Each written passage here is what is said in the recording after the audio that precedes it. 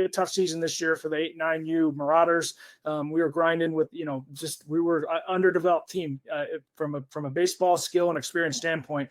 And there was a, kind of a growing pressure amongst our group of kids where it's like, man, we're not winning any games and this doesn't feel like fun. So we spent the first 30 minutes of practice. We had popsicles, right? The kids are fired up because we got popsicles, and we sat down the best we could and stayed still and had a conversation. But it was kind of part of the deal. Like, you want your popsicle, we're going to have a little talk. And the talk was just, hey guys, I want to hear one positive thing about a teammate.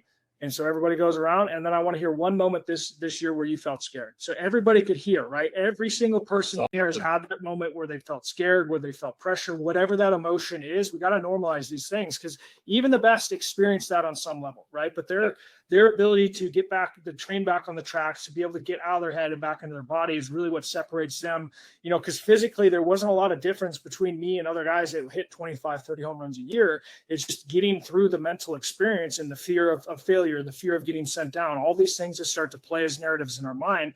Our kids are experiencing that in youth sports. And for us to be able to come alongside them and help them develop those skills and develop that understanding of what failure really means and how we grow and how we learn from those types of experiences is really what develops grit, instead of just being a hard ass and yelling at your kid every time they make a mistake, which is what many of us experienced as kids, right? So we repeat that behavior. And again, I'm not trying to demonize parents wanting to have a firm boundary with their kids. I think that's important, but I think we oftentimes as parents lose track of where our emotions are at when we're trying to instill this knowledge into our kids that this is how you're supposed to behave. And it's like, whoa. You're not even doing that as the parent right now. What kind of example are we? Do as I say, not as I do, right? Yeah. The best mentors, managers, bosses, whatever I want to call it in my life, career, everything, have always been the ones that understood one simple thing.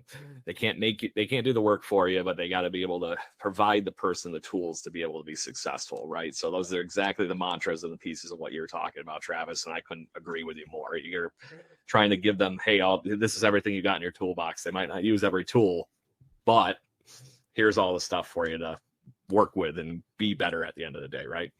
Yep.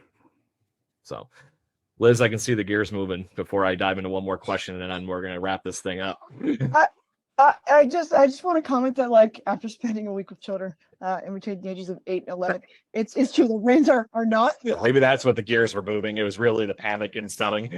No, but you have to you got to like check your shit, because it's true, their brains are not developed. So it's like, it's like, why did you kick the couch, or why did you headbutt the cereal box? And you're just like, because you're not, or your brother yet. Yeah, or your brother, because you're not all the way yet.